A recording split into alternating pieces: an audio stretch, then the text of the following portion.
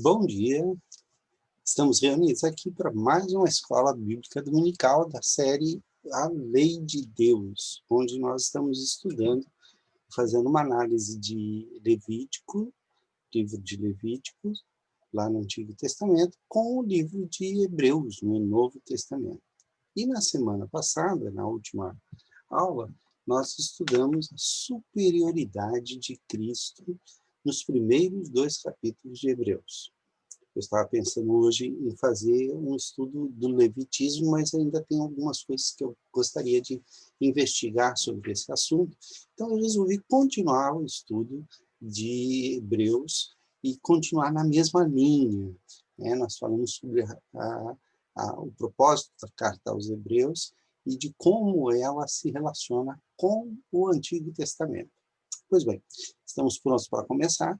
Vamos começar com oração. Vamos começar buscando a presença de Deus, pedindo ao Senhor que nos abençoe no estudo da sua palavra aqui na Escola Bíblica Dominical online da Igreja Presbiteriana Luz do Mundo, da família da Igreja Presbiteriana Luz do Mundo, da qual você faz parte quando participa da mesma luz que nós, que buscamos a Jesus Cristo, que é a luz do mundo.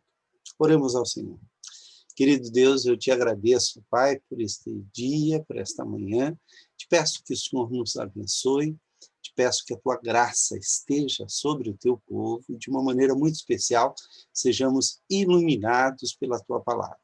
Que a tua palavra, Senhor, faça diferença nas nossas vidas. Ilumina os nossos corações, ilumina, Senhor, o professor, ilumina aqueles que estão estudando a tua palavra, que eu te peço.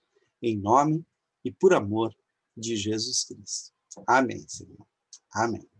Meus irmãos, pois bem, nós vamos começar aqui justamente lembrando dos personagens de pessoas que o livro de Hebreus faz isso com muita propriedade, lá no capítulo 11, mas nós vamos começar lembrando de pessoas e de personagens que são importantes. Essa cena que você está vendo aí na sua tela é uma cena que fala da batalha que houve em Refidim contra os amalequitas. Foi a primeira batalha que o povo de Israel enfrentou assim que eles saíram do Egito. Logo que eles saíram do Egito, eles não precisaram lutar contra os egípcios, porque eles foram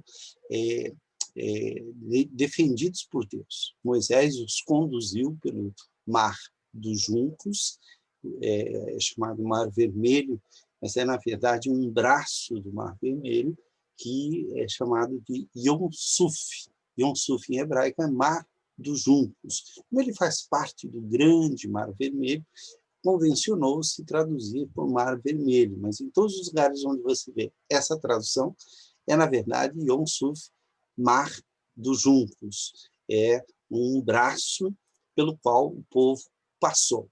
Pois bem, logo que eles passaram, logo em seguida, eles foram atacados pelos amalequitas. E os amalequitas foram... Josué liderou o povo, os soldados israelitas, que não eram bem soldados, né? Eram escravos fugidos, não tinham experiência nenhuma da batalha. Enquanto isso, Moisés subiu ao monte com Ur e com o seu irmão Arão, que viria a ser o sumo sacerdote. E, conforme Moisés levantava as suas mãos, o povo começava a vencer. Quando ele cansava e as suas mãos iam caindo, o povo começava a perder. Então, ele percebeu que, ao levantar as suas mãos, a intercessão pelo povo de Deus era representada ali de uma maneira extraordinária. Então, ele precisou de ajuda. Tanto Ur quanto Arão seguravam as suas mãos para que eles pudessem, e assim eles venceram os amalequitas, que mais tarde vão ser um grande problema para o povo de Israel. Pois bem, o texto que nós temos estudado, capítulo 1, capítulo 2, nos fala da superioridade de Jesus Cristo. E vamos dar uma lembrada do que nós já falamos no primeiro item, na primeira aula dessa série né, dentro da superioridade de Jesus Cristo. Nós estamos estudando a lei de Deus, dentro da lei de Deus, o livro de Levítico, comparado com o livro de Hebreus, e agora nós estamos nos concentrando no livro de Hebreus, que começa falando justamente da superioridade. Olha aqui, Jesus é superior a Moisés, a Josué e a Arão. Tanto Moisés como Josué, como Arão, têm nesta cena uma grande participação. Arão é um dos que sustentam Moisés na sua tarefa de interceder pelo povo. Moisés é o grande líder. E Josué já está se transformando no grande líder militar que vai levar o povo para dentro da terra prometida. Ele vai junto com Moisés até as campinas de Moabe, e de lá, quando Moisés morre, ele assume a liderança do povo e leva o povo para dentro da terra prometida, ajudando as primeiras tribos, as principais tribos, a tomarem os principais lugares onde o povo deveria tomar. Pois bem, esse texto está lá em Hebreus, capítulo 3, versículo 5. Mas nós vamos dar uma olhadinha no que aconteceu em Hebreus, capítulos 1 e 2. Então, em Hebreus, capítulo 1 e 2, o escritor está preocupado em mostrar aqueles que eram chamados de hebreus, e esse título não aparece na carta, mas ela foi denominada assim, porque imaginou-se que as pessoas a quem esta carta, este sermão, esta mensagem foi destinada, eram pessoas que tinham um conhecimento muito grande da palavra de Deus. Imagina-se que sejam cristãos, mas convertidos do judaísmo, e provavelmente das altas esferas do judaísmo, principalmente dentre os fariseus, dentre os escribas, houve muitas conversões, eles se tornaram problemáticos, difíceis, eles tinham a tendência de titubear entre o judaísmo e o cristianismo, e esta carta, em especial, principalmente quando o templo é destruído e começa a guerra da destruição por volta do ano 64, ela se torna de fundamental importância, porque cessam-se as funções que o sacerdote exercia no templo, porque o templo foi destruído. E começa a prevalência da sinagoga sobre o templo, porque o templo não mais foi reconstruído até os dias de hoje. O que nós temos hoje, lá em Jerusalém, é um muro ocidental, que ainda é o que sobra do templo que havia na época de Jesus, o templo de Herodes, e esse muro ocidental é conhecido no Brasil como Muro das Lamentações. É um erro de interpretação, porque não é esse o nome do muro. É como os judeus, eles costumam balançar a cabeça enquanto eles estão orando, para representar uma chama de uma vela que não se apaga, que está sempre assim. Muita gente pensa que eles estão se lamentando, mas não é um muro das lamentações, é um muro das orações, onde também é conhecido pelos judeus como muro ocidental e é conhecido como Western, né, Wall, em todo o restante do mundo. Só no Brasil que tem essa ideia de que eles estão se lamentando. Pois bem, a superioridade de Jesus Cristo em Hebreus é mostrada no capítulo 1, que Jesus é o cumprimento das Escrituras. Logo no primeiro versículo, tendo Deus outrora falado, muitas vezes, de muitas maneiras, aos pais, pelos profetas, então Deus se revela, e esta revelação está consignada nas Escrituras, mas Jesus é a revelação completa de Deus. Nesses últimos dias nos falou pelos filhos, o qual constitui o herdeiro de todas as coisas, ele é a expressão exata do ser de Deus. Então, a revelação em Jesus Cristo é superior à revelação dada até então, embora não se menospreze as Escrituras, porque Jesus completa a revelação das Escrituras, que nós chamamos de Antigo Testamento, e completa também, através dele, o Novo Testamento, através dos seus discípulos, mais ainda, ele cumpre tudo que as Escrituras têm para Jesus Cristo. Então, Jesus é superior à própria palavra de Deus escrita. Por quê? Porque ele é a palavra de Deus viva. Jesus Cristo é superior aos anjos. E aí o restante do capítulo 1º e do capítulo 2º vai se preocupar justamente em demonstrar que, porque ele é filho de Deus, e os anjos são criaturas, a nenhum anjo foi dado esse privilégio de ser chamado filho de Deus, e porque ele, como filho do homem, ele se encarnou, se tornou homem, e nenhum anjo pode ser um ser humano. Os anjos não são seres humanos, são espíritos ministradores. Então, notem, os anjos não têm a natureza de Deus, o Pai, como o Filho tem. Então, o Filho é superior aos anjos, como Filho de Deus, e é superior aos anjos com o título messiânico, o Filho do Homem. Pois bem, e aí nós chegamos no capítulo 3, porque no capítulo 3 nós encontramos a figura de Moisés. No capítulo 3, versículo 1 diz assim: meus irmãos na fé, vocês que também foram chamados por Deus, olhem para Jesus, que Deus enviou para ser o grande sacerdote da fé que professamos, pois ele foi fiel a Deus, que o escolheu para esse serviço, assim como Moisés foi fiel no seu trabalho em toda a casa de Deus. Então, aqui já começa a comparar Jesus com Moisés. Moisés foi fiel no trabalho que Deus lhe deu na casa de Deus.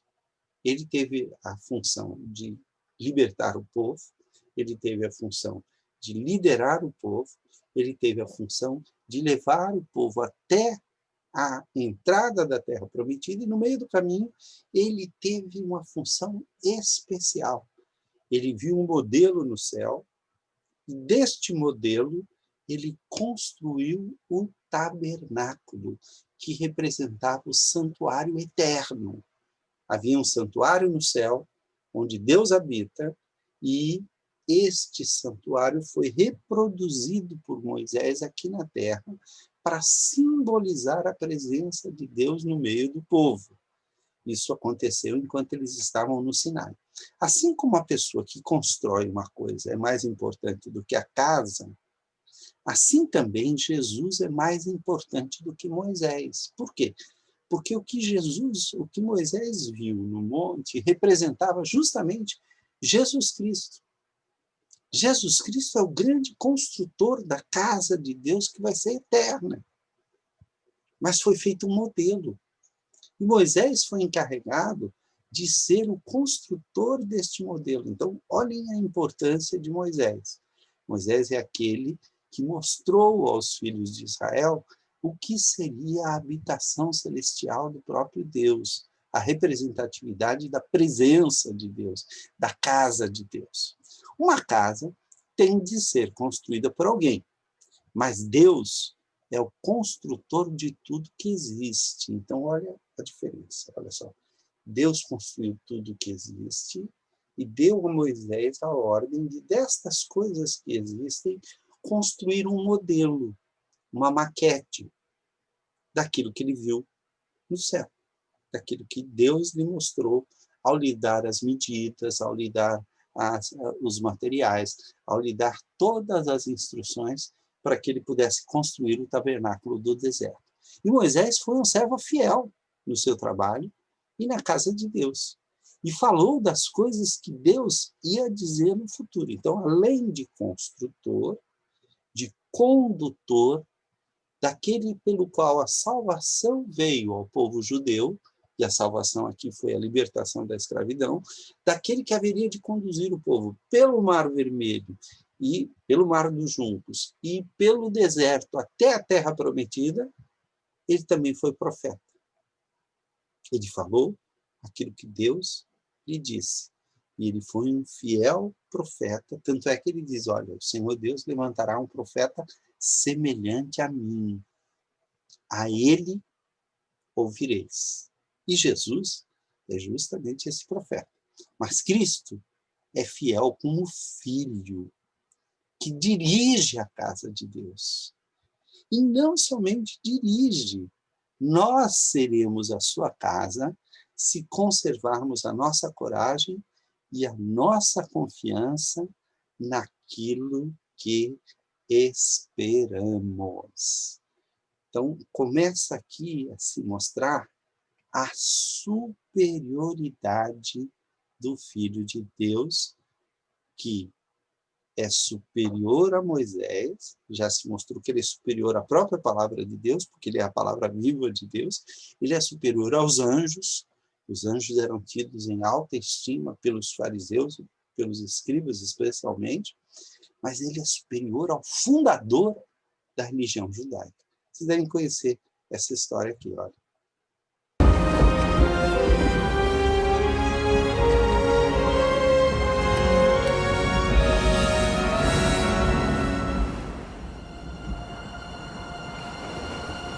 Com o cajado, hás de fazer os meus sinais.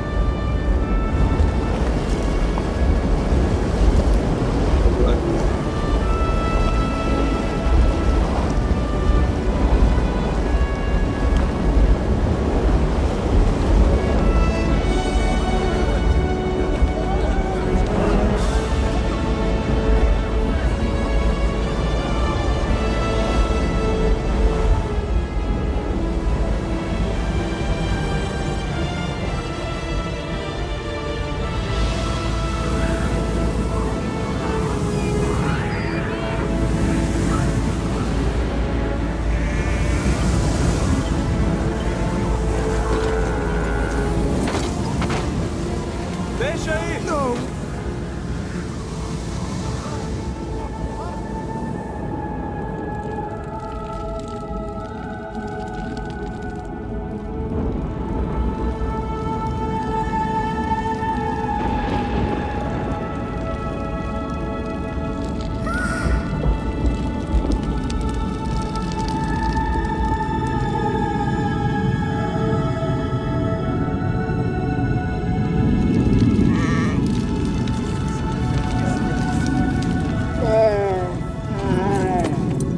Eu também.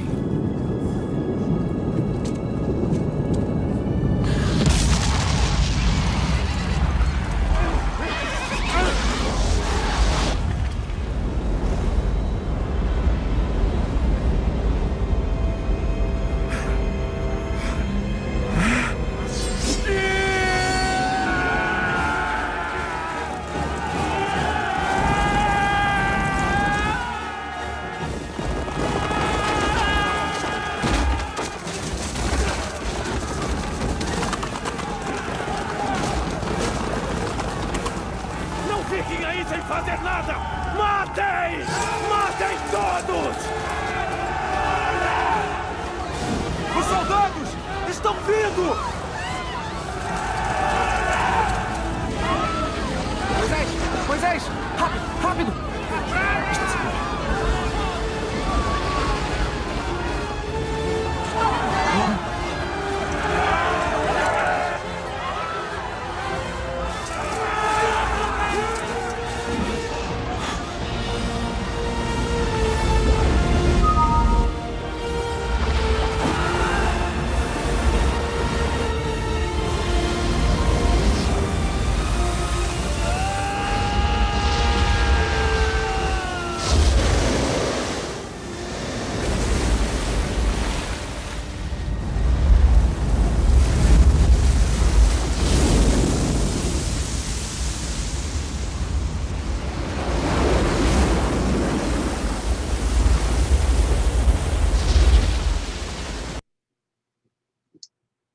Pois é, este é o Moisés.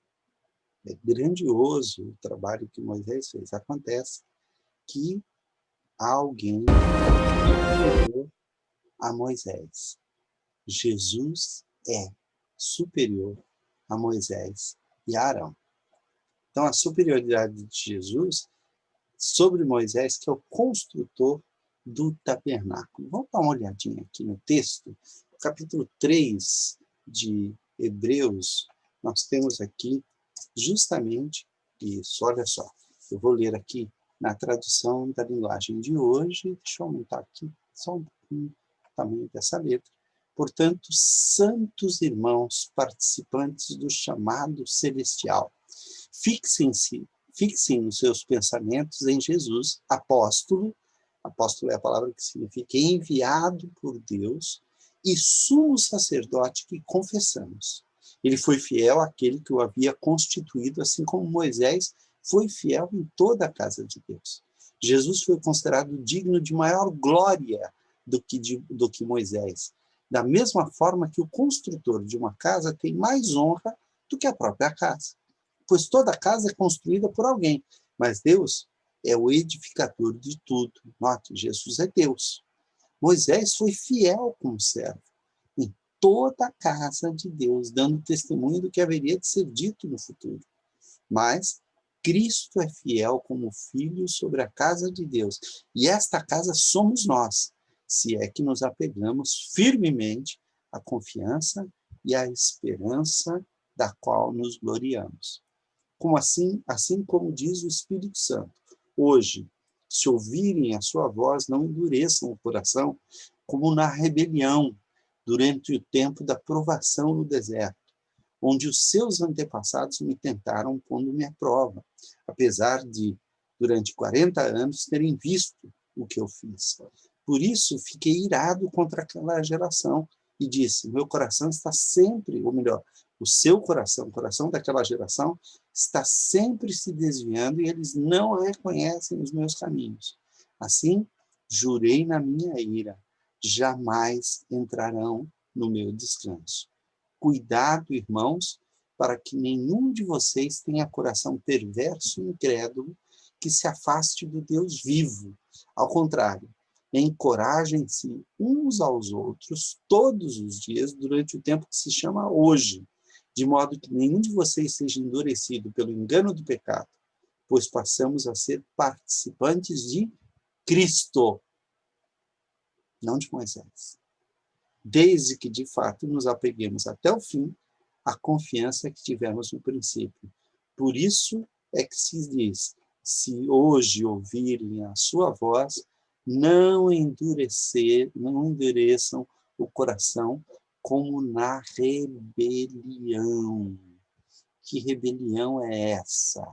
Essa rebelião também é falada no Salmo 95, versículo 7, que diz assim, olha, ele é o nosso Deus e nosso povo de seu pasto, e ovelhas da sua mão. Hoje, se ouvirdes a sua voz, é o mesmo texto, é daqui que está. Quem foram os que ouviram e se rebelaram? Não foram todos os que Moisés tirou do Egito? Contra quem Deus esteve irado durante 40 anos? Não foi contra aqueles que pecaram, cujos corpos caíram no deserto? E a quem jurou que nunca haveriam de entrar no seu descanso? Não foi aqueles que foram desobedientes? Vemos assim que por causa da incredulidade não puderam entrar. Note que Jesus, então, é superior a Moisés. E a superioridade de Moisés é a superioridade do filho sobre o servo. Embora tenha sido um servo fiel, o filho é sempre filho. E a migração de Israel pelo deserto se tornou um exemplo da nossa santificação. E é uma advertência para a igreja. Olha, se você ouvir a voz de Deus, não seja como o povo de Israel no deserto. O próprio Moisés desonrou a Deus e ele não pôde entrar na terra prometida. Ele não pôde, ele foi fiel, mas ele também pecou. E Jesus não pecou. Jesus também é superior, porque note, Moisés não entrou na terra prometida, mas passou o encargo de entrar na terra prometida para Josué. Mas Jesus também é superior a Josué. Olha só, a superioridade de Jesus sobre Josué, o guia de Israel até Canaã, está lá no capítulo 4, que nós começamos aqui, chegamos pertinho, olha aqui. Visto que nos foi deixada a promessa de entrarmos no descanso de Deus, que nenhum de vocês pense que falhou. Pois as boas novas foram pregadas também a nós, tanto quanto a eles. Mas a mensagem que eles ouviram de nada lhes valeu, pois não foi acompanhada de fé por aqueles que ouviram. Pois nós, os que cremos, é que entramos naquele descanso, conforme Deus disse. Assim jurei na minha ira, jamais entrarão no meu descanso. Embora suas obras, as obras de Deus, estivessem concluídas desde a criação do mundo. Pois em certo lugar ele falou sobre o sétimo dia, nestas palavras. No sétimo dia Deus descansou de toda a obra que realizara. De novo, na passagem citada há pouco, diz, jamais entrarão no meu descanso. Então, note, Deus descansou. E o povo não entrará no descanso. Mas eles não entraram na décima medida? Entraram. Mas aquele não era o descanso definitivo. Aquele era um símbolo. Josué foi o condutor do povo para este símbolo de descanso. Mas esse não é o descanso definitivo de Deus. O descanso definitivo de Deus, Deus só vai descansar quando o homem estiver salvo. Vamos entender isso. Deus começou a obra da criação, em 6 dias ele a completou. Quando ele completou, ele olhou e falou, olha, está tudo muito bom. E descansou.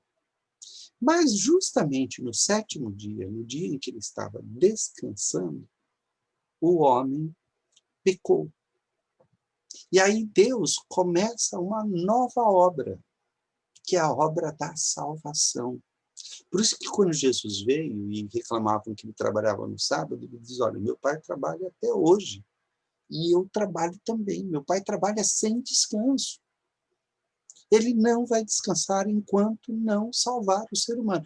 Quando se fala do sábado para Deus, este sábado acontece quando a obra da salvação terminar. Esta obra da salvação tem 4 passos de humilhação e 4 passos de exaltação. Primeiro, Jesus, o próprio Deus, se encarna, então ele desce, ele vive entre os seres humanos, o que é descer mais ainda, ele é maltratado e morto na cruz, então o próprio Deus se deixa matar e é enterrado. Então, note, há uma humilhação até o Sheol, até a habitação dos mortos. Mas aí começa a obra da exaltação, que é o que vai completar a obra da salvação. Aquele que estava sepultado ressurgiu. Aquele que desceu subiu ao céu, a ascensão. Aquele que viveu entre os homens agora assenta-se no trono. E aquele que desceu e se encarnou voltará para julgar os vivos e os mortos e para levar-nos eternamente para este descanso, que será o novo céu e a nova terra. Então, olha aqui. Pois em certo lugar, tal, jamais entrarão no seu descanso. Portanto, resta entrarem alguns naquele descanso. E aqueles a quem anteriormente as boas novas foram pregadas não entraram, por causa da desobediência. Por isso Deus estabelece outra vez um determinado dia, chamando-o hoje. Então, sempre é a oportunidade de salvação. Hoje, se ouvirdes a sua voz, ao declarar muito tempo depois por meio de Davi, de acordo com o que fora dito antes. Se vocês hoje ouvirem a sua voz, não endureçam o coração. Por quê? Se Josué lhes tivesse dado descanso, Deus não teria falado posteriormente a respeito de outro dia. Assim, resta um descanso sabático para o povo de Deus, pois todo aquele que entra no descanso de Deus também descansa de suas obras, como Deus descansou das suas. Portanto, esforcemo-nos por entrar nesse descanso, para que ninguém venha a cair seguindo aquele exemplo de obediência, pois a palavra de Deus é viva e eficaz. E aqui a palavra de Deus é a palavra do Senhor escrita, mas a palavra viva, juntas, é viva, eficaz e é mais afiada do que qualquer espada de 2 gumes. Ela penetra até o ponto de dividir alma e espírito, juntas e medulas, aquilo que para o judeu era indivisível, e julga os pensamentos e as intenções do coração. Nada em toda a criação está oculto aos olhos de Deus. Tudo está descoberto e exposto diante dos olhos daquele a quem havemos de prestar contas. É interessante, porque esta é a palavra do ministério da palavra, né? Então, a importância do ministério da palavra, pelo qual nós precisamos conhecer o Senhor Jesus Cristo e viver segundo a sua palavra. A palavra é o próprio Cristo, mas a palavra também são as Escrituras Sagradas que nos mostram e que nos revelam Jesus Cristo, o nosso Senhor. Portanto, meus irmãos, Jesus é superior a Moisés, ele tem maior glória do que Moisés, porque, embora Moisés tenha feito tudo o que fez, ele não completou a sua obra, ele era servo, ele não era filho, e é superior ao próprio Josué, de quem ele herdou o nome. Josué é o nome Jesus no Antigo Testamento.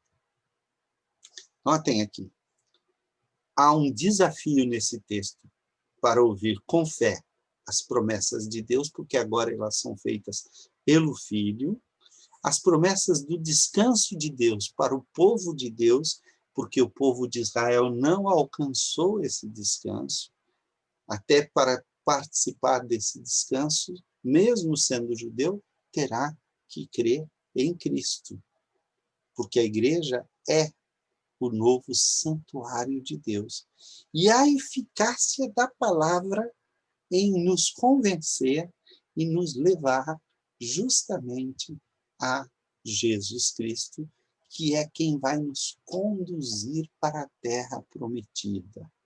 Notem bem, a terra prometida que Josué não entregou foi entregue por Jesus. Né? Como nós já lemos lá, se Josué tivesse dado esse descanso, Deus não teria falado outra vez. E ainda fica esse descanso como descanso no 7º dia. Porque quem receber o descanso que Deus prometeu vai descansar de todos os seus trabalhos, assim como Deus descansou dos trabalhos dele. Portanto, façamos tudo para receber esse descanso, e assim nenhum de nós deixará de recebê-lo, como aconteceu com aquelas pessoas por terem se revoltado. Agora, notem bem, Jesus também é superior a Arão, o primeiro sumo sacerdote. Isso se encontra nos capítulos 14, no capítulo 4, versículos 14 em diante. Olha o que nós vemos aqui. Vamos lá. Deixa eu voltar aqui. Né? E está aqui. Portanto, visto que temos um grande sumo sacerdote que adentrou os céus, Jesus, o Filho de Deus, apeguemo-nos com toda a firmeza à fé que professamos, pois não temos um sumo sacerdote que não possa compadecer-se das nossas fraquezas. Antes da gente continuar, presta atenção numa coisa. Por que não há para judeu uma figura mais importante assim na sua contemporaneidade? Claro que no Antigo Testamento, aqueles do passado, eles consideram Moisés, consideram Elias, consideram Josué, Abraão, como personagens essenciais na história da salvação. Mas no dia a dia do judeu, não havia uma função mais importante do que a função do sumo sacerdote, principalmente na época de Jesus. Porque o sumo sacerdote era aquele quem fazia expiação pelo pecado do povo. Então, o povo se sentia pecador, ia até o sumo sacerdote com uma oferta.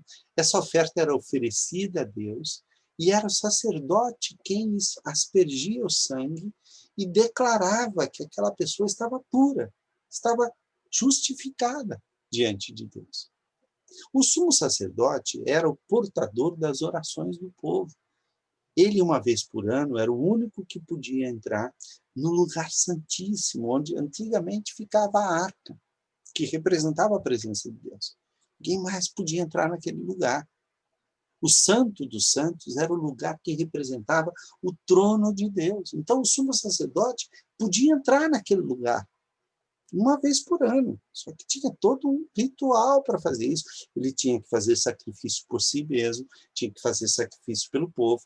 E ao entrar, simbolicamente, ele estava levando os anseios do povo para Deus. Quando ele saía, ele trazia o perdão. Quando ele saía, ele trazia a resposta das orações. Agora, notem bem, isso acontecia no dia do perdão, no Yom Kippur, uma vez por ano. O judeu aguardava ansioso por aquele dia. Nós vemos um caso específico na Bíblia, que é o pai de João Batista, que uma vez na vida pôde entrar, porque havia muitos sacerdotes, então havia uma escala, e deu certo dele ser o sacerdote que ia entrar aquele ano. Isso era raro acontecer. Aí o sacerdote aproveitava para fazer o seu pedido, só que o pedido dele era um pedido que já... Eu imaginava, Deus não vai me atender, eu já sou velha, minha mulher é velha, eu queria um filho. Já passou, se fosse há 40 anos atrás. Mas o anjo apareceu a ele. E o anjo lhe disse, olha, o seu pedido foi aceito. E ele vai ser o precursor do Filho de Deus. Olha a diferença entre o sumo sacerdote e Jesus. Enquanto que o sumo sacerdote penetrava o Santo dos Santos uma vez por ano, Jesus penetrou os céus, o santuário eterno, de uma vez por todas. E quando ele morreu, ele disse, está tudo consumado, o véu que separava o lugar santo do lugar santíssimo rasgou-se de cima a baixo, como que dizendo, agora não tem mais impedimento nenhum de qualquer pessoa entrar. Então nós temos um sumo sacerdote que não somente penetrou o véu, mas o rasgou para que nós penetrássemos também, para que nós entrássemos junto com ele. E ele não foi um santuário terrestre que ele adentrou, foi um santuário celestial, foi o céu. Olha o que diz aqui, olha só.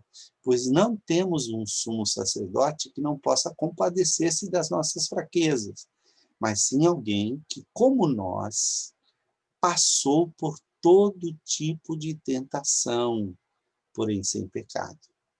Olha a diferença do sacerdote, sumo sacerdote Arão. Assim, aproximemo-nos do trono de graça, da graça, com toda a confiança. Então, note, não é só um sumo sacerdote que vai lá e leva o nosso recado. Não, é um sacerdote que nos leva com ele. Nós nos assentamos com ele, no trono de Deus.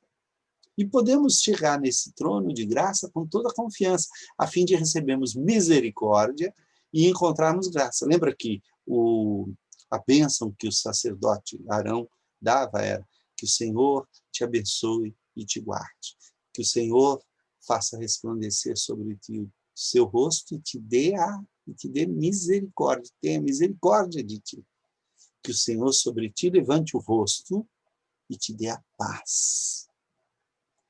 Olha o que diz aqui. Podemos nos aproximar do trono da graça com toda confiança, a fim de recebermos misericórdia e encontrarmos graça que nos ajude no momento da necessidade. Paz. Este sumo sacerdote não só impetra a bênção, ele nos leva para junto da bênção.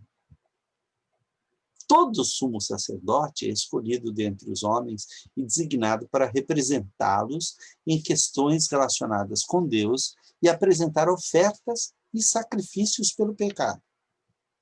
Ele é capaz de se compadecer dos que não têm conhecimento e se desviam, visto que ele próprio está sujeito à fraqueza, o sacerdote. Por isso ele precisa oferecer sacrifícios por seus próprios pecados, bem como pelos pecados do povo. Ninguém toma esta honra para si mesmo, mas deve ser chamado por Deus, como de fato o foi Arão. Então não é assim, eu quero. Não, tem que ser escolhido por Deus. Da mesma forma, Cristo não tomou para si a glória de se tornar sumo sacerdote, mas Deus lhe disse: tu és meu filho, eu hoje te gerei. E diz no outro lugar: tu és sacerdote para sempre, segundo a ordem de Melquisedeque. Nós temos um estudo só sobre Melquisedeque. Durante os seus dias de vida na terra, Jesus ofereceu orações e súplicas em alta voz, e com lágrimas ele sofreu, ele sentiu todo o nosso sofrimento, àquele que o podia salvar da morte, sendo ouvido por causa da sua reverente submissão. Ele disse: Pai, faça-se, portanto, a tua vontade, não a minha, mas, se possível, faça de mim esse cálice. Ele pediu que Deus fizesse a vontade dele. Deus o ouviu. E ele foi atendido. Deus fez a vontade dele. Ele morreu na cruz. Embora sendo filho, ele aprendeu a obedecer por meio daquilo que sofreu. E uma vez aperfeiçoado, tornou-se a fonte da salvação eterna para todos os que lhe obedecem, sendo designado por Deus sumo sacerdote, segundo a ordem de Melquisedeque. Se você quiser saber o que isso significa, pega aquele estudo que mostra justamente a superioridade de Jesus Cristo e a ordem arônica, ou a ordem levítica, dos sacerdotes levitas, e a ordem de Melquisedeque. Porque Jesus não era sacerdote segundo esta ordem de Levi. Ele era sacerdote segundo uma ordem anterior, a ordem de Melquisedeque, uma ordem que ninguém sabe quando começou, ninguém sabe se ela terminou. Portanto, ela tem essa característica da eternidade. Ela é tomada no livro de Hebreus como um exemplo de um sacerdócio que existe antes do povo de Israel e que subsiste depois do povo de Israel.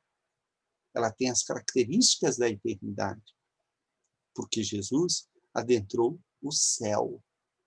E no céu, olha que diz aqui, né? Portanto, fiquemos firmes na fé que anunciamos, pois temos um grande sumo sacerdote poderoso, Jesus, o Filho de Deus, o qual entrou na própria presença de Deus. Nosso grande sacerdote não é como aqueles que não são capazes de compreender as nossas fraquezas. Pelo contrário, temos um grande sacerdote que foi tentado do mesmo modo que nós, mas não pecou. Por isso, tenhamos confiança e cheguemos perto do trono divino, onde está a graça de Deus. Ali receberemos misericórdia e encontraremos graça sempre que precisarmos de ajuda. Então, olha só, Jesus, o sumo sacerdote perfeito, lá nos versículos 7 a 10 de Hebreus. Durante a sua vida aqui na terra, Cristo, em voz alta e com lágrimas, fez orações e súplicas a Deus que o podia salvar da morte. E as suas orações foram atendidas, porque ele era dedicado a Deus. Embora fosse o Filho de Deus, ele aprendeu, por meio dos seus sofrimentos, a ser obediente. E depois de ser aperfeiçoado, ele se tornou a fonte da salvação eterna para todos os que lhe obedecem. E Deus o nomeou grande sacerdote, sumo sacerdote, na ordem do sacerdócio de Melquisedeque. Então, notem, esta mensagem que nós estamos tomando aqui, ela nos fala de que Jesus pode ser comparado aos grandes pilares da fé judaica. Olha só, quais são os pilares da fé judaica e o que Jesus fez em comparação ao que eles fizeram. Presta atenção nisso. Moisés libertou o povo da escravidão. Todo judeu sabia disso. Jesus nos liberta da escravidão do pecado. A libertação que Jesus fez é muito maior e muito mais ampla.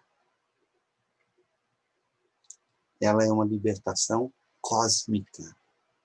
É a salvação eterna. Porque Deus amou o mundo de tal maneira que deu seu Filho unigênito para que todo aquele que nele crê não pereça, mas tenha vida eterna. Moisés conduziu o povo através do mar.